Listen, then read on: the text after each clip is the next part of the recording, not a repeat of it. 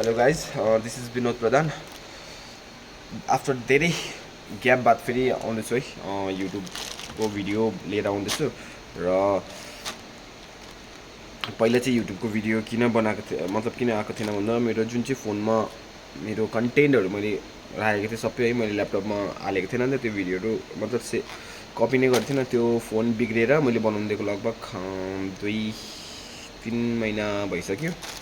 अन्त त्यो फोन अहिले चाहिँ बनिएको छ, तर मैले रिसिभ चाहिँ गरेको छुइनँ है। जस्ट हिजो अस्ति बनिएको छ, रिसिभ गरेको छुइनँ।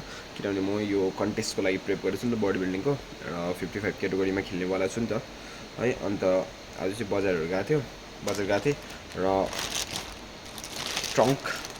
ट्रङ्क्सहरू ट्रङ्क किनिकन आएको छु।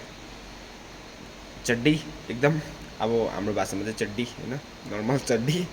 सो म यो फिटनेस लाइनमा चाहिँ अगाडि थिएँ, तर म अब त्यो बडी बिल्डिङ कम्पिटिसनको लागि चाहिँ खेल्थेन नि त। र योपालि चाहिँ आफै खेलौँ भनेर सोचेर चाहिँ 55 क्याटेगोरीमा खेल्छु भनेर सोचेर चाहिँ मैले डाइटहरू गर्नु थालेँ है। त्यही अनुसार वर्कआउट प्लान गर्नु थालेँ। र 65 थियो मेरो वेट है, यो उयसमा बस्नुभन्दा, यो प्रेपमा बस्नुभन्दा अगाडि। र अहिले चाहिँ म 57.9 कति छु। सो अब जस्ट कम्पिटिसन आउनु लागि 12 दिन मात्रै छ, किनभने मेरो अप्रिल 12 तारिक हो नि त। सो आज मार्च 30 तारिक भइहाल्यो। त्यसले गर्दा चाहिँ म चाहिँ अब यो कम्पिटिसनहरूतिर कहिले थिएन नि त। त्यसले गर्दा फेरि पोजिङहरू पनि गरेको थिएन। सो पोजिङहरू गरेको पनि प्र्याक्टिस त्यस्तो छैन। त्यसले गर्दा अब बडी बिल्डिङको त अब प्रोफेसनल पोजिङ गर्नु पऱ्यो नि त होइन, एकदम मजाले। सो त्यसको लागि प्र्याक्टिस गर्दैछु है, बेलुका बिहान होइन 3 टाइम गर्दैछु दिनमा। सो अहिले पनि जिममा आएको छु है। आज सन्डे हो, जिम त बन्द हो, र पनि म चाहिँ आएको छु जिममा त्यही पोजिङ प्र्याक्टिसको लागि। र मैले एउटा कुरा चाहिँ याद गरेँ भन्दाखेरि चाहिँ, तपाईँहरूले याद गर्नुभएको थियो होला कि म हिमालय रोडिजको मेरो जर्नीमा मेरो अनुहारभरि ड्याम्मै पिम्पल थियो क्या। यस्तो ज लाइनको यहाँ मुनितिर हुन्छ नि, ज लाइन त छैन र पनि यस्तोको मुनितिर चाहिँ होइन ड्याम्मै थियो, र यतातिर पनि ड्याम्मै थियो पिम्पल होइन। अन्त मैले कुनै पनि प्रडक्ट युज गरेन क्या, केहीको पनि प्रडक्ट युज गरेन। जस्ट यो डाइट बस्दा फेरि मेरो डल्लै हेल्दी डाइट भयो क्या। सबै कुराहरू सबै राम्रो हेल्दी भयो, सबै म्याक्सिमम् बोइल्डहरू मात्रै भयो नि त, म्याक्सिमम् कि बोइल्डै मात्रै भयो। मैले तेल खाएको छुइनँ, चिनी खाएको छुइनँ है। त्यसले गर्दा फेरि स्किनमा पनि आफै चेन्जेस आउँदै गयो क्या। मेरो यता ब्याकहरूतिर पनि पुरा थियो होइन पिम्पलहरू, यस्तोतिर पनि थियो अलिअलि होइन। अनि तिनीहरू पनि सबै हरायो, प्लस सबै पिम्पलले जाती हुँदै आयो क्या। मेरो पिम्पल्सको जुन चाहिँ प्रब्लम सानैदेखिको थियो नि, मलाई स्कुल टाइमदेखिको थियो, त्यो सबै चाहिँ प्रपर डाइटले क्या तपाईँहरूले। अन्त यो कुरा चाहिँ अब मलाई मात्रै एप्लाई हुँदैन क्या, यो कुरा चाहिँ मलाई मात्रै एप्लाई हुँदैन, यो चाहिँ तपाईँहरूलाई पनि एप्लाई हुन्छ। इफ तपाईँहरूले पनि प्रपर डाइट, मतलब प्रपर डाइट पनि परेन जुन चाहिँ हामी प्रेपमा गर्छ त्यो वाला होइन। तपाईँहरूले अलिक हेल्दी होइन, र जङ्क फुडलाई हल्का अभोइड गर्नुभयो, र चिनी स्पेसली चिनीलाई चाहिँ अभोइड गर्नुहोस् होइन। अन्त तेल हल्का चिप्लोहरू कम्ती गर्नुभयो भने तपाईँको इफ बडीमा केही प्रब्लमहरू छ भने चाहिँ अटोमेटिकली आफै जाती हुने रहेछ कि। त्यो कुराहरू चाहिँ याद गर्नुहोस्। र म चाहिँ अब फिटनेस त गर्थेँ, तर त्यस्तो बडी बिल्डिङ प्रेपमा जाने खालको गर्थेन नि त। अन्त म खाइदिन्थेँ क्या, चिनी पनि खान्थेँ, सबै कुरा खान्थेँ, तर नर्मलै खान्थेँ, ठिकठाक भन्दा नि खतरै खाइदिइहाल्थेँ। पेस्ट्री त झन् कस्तो मनपर्छ होइन, गुलियो भनेपछि त म खतरै थिएँ खानुमा।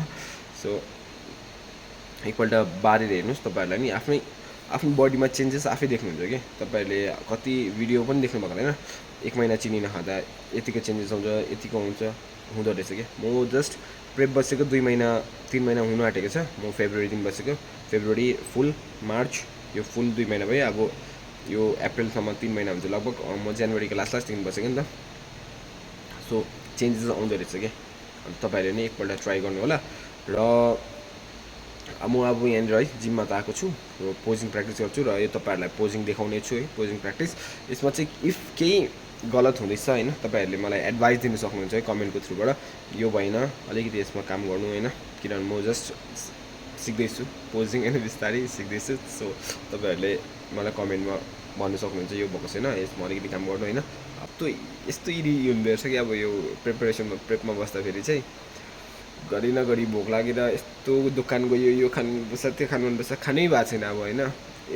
त्यही बेसी आफूलाई कन्ट्रोल गर्नुपर्छ कि अब अन्त जुन चाहिँ मुड स्विङ हुन्छ नि अब फेरि यो मुड स्विङ यस्तो बेसी हुन्छ म बसिरहेको छु राम्ररी होइन आफै रिस उठेर आउँछ आफै के हुन्छ त्यस्तो खालको हुन्छ यस्तो इरिटेट हुँदो रहेछ कि कहिले 12 तारिक आउने र म कहिले मजाले खाने भनेर सोचिरहेको छु कि अझै अहिले त मेरो दिनमा 300 ग्राम राइस भए पनि छ होइन होल डेमा 300 ग्राम राइस छ अब यो एक हप्ता अगाडिदेखि त मेरो राइसै हुँदैन कि जिरो हुन्छ कार्ब्स नै एकदमै जिरो हुन्छ अन्त यो खालि प्रोटिनहरूको र प्रोटिनकै भरोसामा मात्रै बसिन्छ भनौँ न होइन त्यस्तो हुन्छ त्यसले गर्दा चाहिँ सो गाइज अब चाहिँ बेसी कुरा नगरौँ र तपाईँहरूलाई म देखाउने छु मेरो posing practice so here we go guys गर्न गइरहेको छु र के कसो हुन्छ है तपाईँहरूले कमेन्ट गरेर भनिदिनुहोस् कहाँ के हुँदैछ है 3 सेट गर्छु पोजिङको र तपाईँहरूलाई म एक सेट चाहिँ फुल देखाउँछु है सबै गरेको बडी बिल्डिङको र अहिले चाहिँ बडी कन्डिसन यो छ है फर्स्ट स्टेजमा गएर बस्ने पोजिङ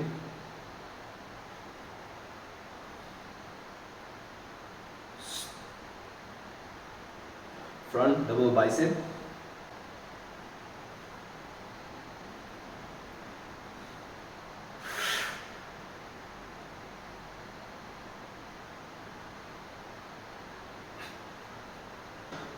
front lat spread,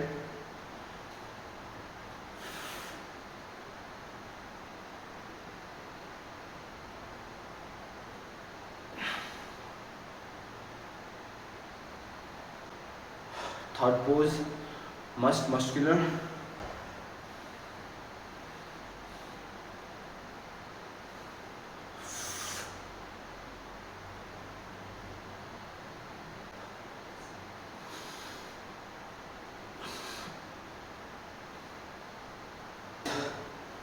abdomen with thigh,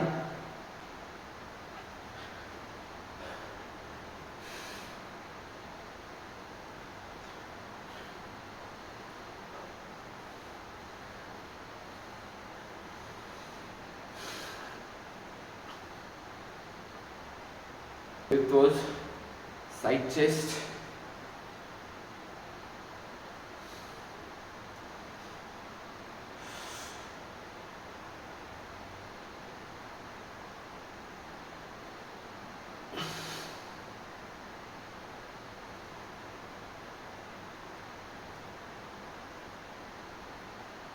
side tricep,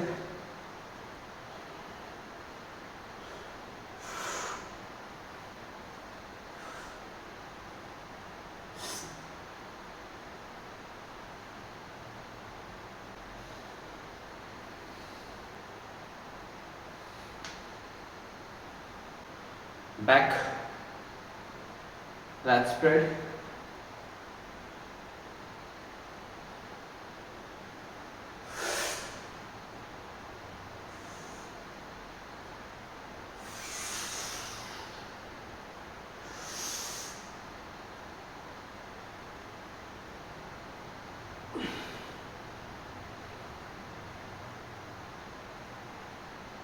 back double bicep,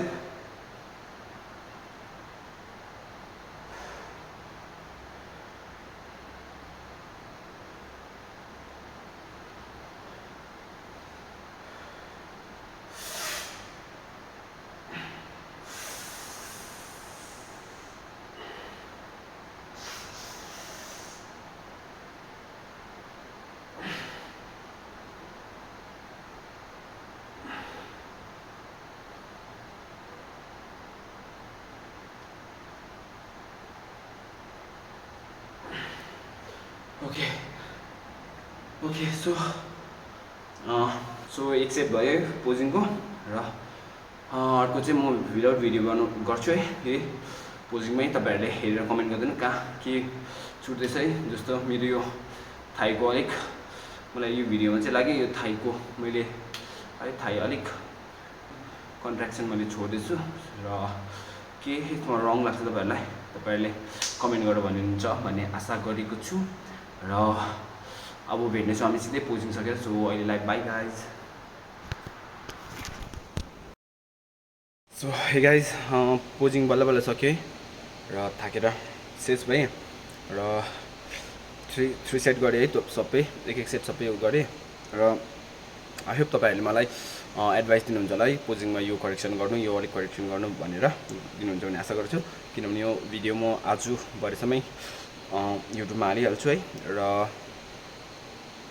र अब नेचुरल जाँदैछु होइन त्यसले गर्दा इन्हान्स्ड पनि त आउँछ उयसमा होइन कम्पिटिसनमा इन्हान्स्ड पनि आउँछ म चाहिँ नेचुरल जाँदैछु अन्त अब त्यो हार जित त कम्पिटिसनमा हुन्छै हुन्छ मैले चाहिँ सोचेको छु आफ्नो बेस्ट दिन्छु अरू चाहिँ अब भगवान्को भरोसा होइन जे हुन्छ आफ्नो चाहिँ बेस्ट दिन्छु भनेर सोचेको छु र अब म पनि एकछिन रेस्ट गरेर जिमबाट निस्किन्छु घरतिर सो फेरि भेट्नेछु तपाईँहरूलाई अर्को नेक्स्ट ब्लगमा till then stay tune and stay safe guys bye guys